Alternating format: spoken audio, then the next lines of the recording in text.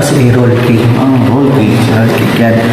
So, kailangan kapag i-roll mo yung cake, kailangan may hawakan ka. So, paano mahawakan kung parehas sagad? Kailangan yung sagad. alawan. So, kailangan alawan. Sama ka. So, hawakan mo to. I-roll mo ganyan. So, bakit naman mayroong dito kabila? Yes sir, hindi na ako nalilito eh. Ba't meron din dyan? Mas mahaba, di ba? Oo. Ganito kasi yan. So, kasi hindi natin kailangan itaob or i-upside down ng ating cake. Kailangan aayos natin siya na nakaharap pa din. So, yung dahilan, ito po. Ito po yung dahilan para makuha natin. Yun pa lang po. Ito po yung paraan. Iaangat to. Pagkaangat, dahan-dahan hilahin. Huwag yung bibigayin para hindi mapunit. No? Okay? Dahan-dahan.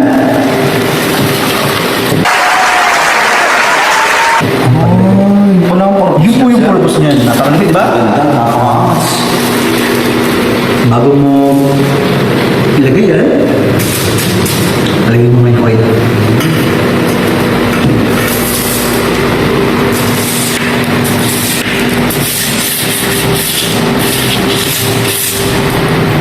Okay? Tanungin mo ito, bakit nilagyan mo ng oil? Saan naman yung oil na yan? Napakagandang ano nga yan. So, nilagyan natin ng oil yan para madali tayong alisin yung papel mula sa cake. Para hindi na mag-durog-durog. At hindi dumikit siya. Iniiwasan kasi natin magkaroon ng punit or sira yung cake. Mabilis natin i-roll kapag may mantika. Tanungin mo ulit ako, bakit kailangan mantika dapat ang ginagamit Yun. at hindi lard? So, bakit nga ba sir kailangan mantika hindi lard? Napansin mo kanina, Sa bread. yung bread, di ba? Yes, yes. Yung nung Sheet. ginawa natin yung bread, tapos naglagay ka ng lard sa bowl. Yes sir. Bakit naglagay ng lard sa bowl? Para hindi dumikit yung dough. Di parang nagre, di ba? Dumikit. Kapag tinapay, dough ang ginagamit natin lard. Pero kapag cake, dapat oil. Kaya ba pala yun sir? Yes. Iba po yun.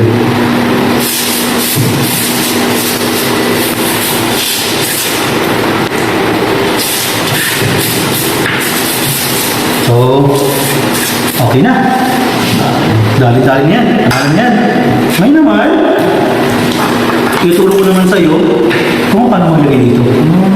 Mga kapatid mo, ginagawa niyo ba? Ganyan, sukat ba? Sukat pa ganyan. Tapos, kukuha ng buti. Kasi may ganyan. Meron tayo. Ginagawa nila ganyan, di ba? Nakakatin mo yan. Para matrabaho. Magtrabaho mo. May paraan. Technique, kumbaga. Technique, tama ka dyan. Tanungin mo daw, umapan. Sir, paano yung technique? Napakagandang tanong yan. Ito ba kita? Ganito? Gusto mo na yan? Napansin mo? Nagtanggal. Yes sir. Tama ba ako? So, kailangan natin ng bilog. Gagawin natin bilog yan. Pinakamadilog na bilog. Ganito lang yan. Una, i-fold mo muna sa gitna. Paul. Okay? Pangalawa, hawakan mo itong part na itong gitna na to. Tapos, i-fold mo ulit. Para hindi ka malito. Mamaya, sa kabila mo ma-fold. Naman, malilimutin ka minsan. Pangalingan mo ba yun? Okay? After nun, hawakan mo ulit ito. Okay. Fold mo ulit. Okay? Hawakan mo ulit ito. Kumbaga, lagi sa gitna lang sir. Yes, fold mo ulit. Okay? Pagkatapos mong i-fold, fold mo yung cake pan. Hanapin mo yung pinakang gitna. No? Pag nahanap mo yung pinakang gitna, markahan mo siya. Yes sir. Kailangan markang-marka para hindi malimutan. Okay? Yes. Tapos nun, ikat mo. Dun sa markang ginawa mo. Para kasukat. Yan pre. Panalo yan.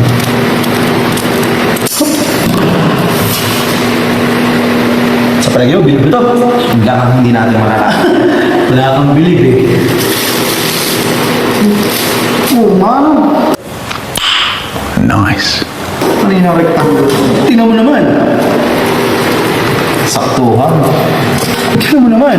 Napakaangas. Diba?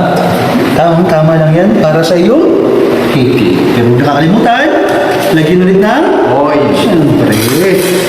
Hindi lang dapat yung glassine or yung parchment ang iyong lalagyan, dapat yung mga panig-grain. Okay? Okay na. Okay na, sir. So okay na, nakagawa na tayo. Yes. Nagawa na tayo ng iyong Meron na. Dami. Yan. Problema. So ngayon, balik tayo sa iyong mga ingredients para tuwa na kitang bukas. Maghalo na mixture. Ay, no, okay na yun, sir.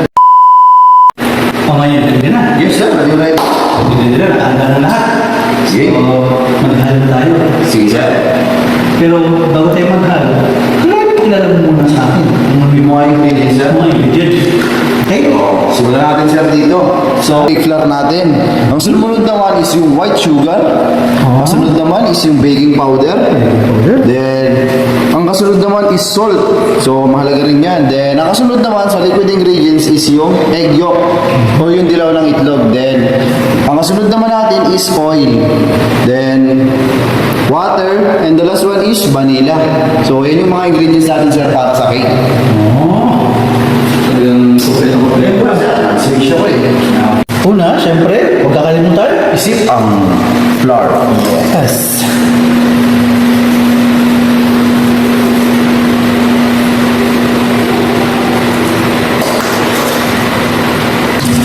Okay. Okay na, sir. Okay na yan. So, next. Hindi yan. So, ano pa ang kasunod, sir? Siyempre, wala na tayo sa tinapay. Oo nga. Hindi lahat ng dry magkakasama. Dapat ay wala ang Sugar. ituro sa iyo kung bakit. Sige, mamaya. sir. Pero bago yan, haluin na mga dalawa. So, ibig sabihin, sir, magkahalo na itong dalawa na to. Kapag ano yan. Pagsabayin ko nito, Kasi, sir. ang baking powder, meron siyang content ng salt. Kaya pwede pagsamahin, Pwede sir. naman pagsamahan yan. So, kailangan haluin, sir. Yes, haluin mo yan. Oh, yun. Okay na, sir. Yan. Okay na. So, pagkahalo mo, set aside. Okay, nahalo mo na. Next, Ngayon, sa panibagong bowl, ito na, sabihin ko na sa iyo kung bakit. Yes, sir. Kasi, bago ka maghalo ng iyong oil at ng iyong liquid ingredients na tawag-tawag Yes. ko rin, di ba? Una-muna, kailangan i-dissolve mo muna sa sugar. Para ma-dissolve mo sa sugar, paghahaluin mo yung egg yolk, Egg yolk. at sugar. Sugar. Sige, taghalin mo na. So, simulan ko na, sir. Ano na? Ano yan? Okay.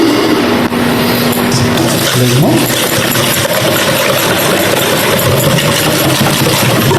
Sir, paano ba malalaman kapag okay na to? Ang malaman. Yes. Una-una, syempre, para malaman mo kung talagang pwede ka nang tumigil sa paghahalo na. Yes, sir. Kailangan magkulay din siya. Yung magla-light color ba? Kasi, isa yun sa mga paraan para malaman kung foam siya.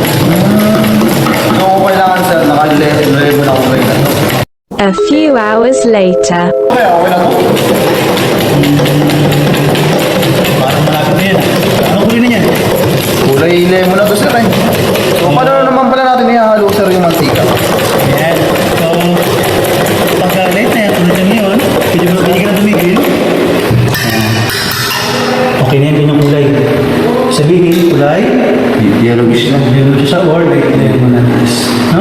Yes, sir. Tandaan mo, bago mo ilagay ang mantika, make sure naka Ganito na ang kulay. green na kulay or naka lemon color na siya. Kasi once na medyo dark pa yung kulay, tapos nilagay mo si oil, hindi siya maging ganyan ang kulay.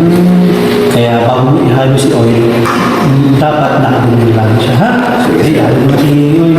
Hindi mo siya kailangan ng ihalo ng sobra. Ang kailangan mo lang, ma-blend ng maayos yung oil. Okay na yun. Okay?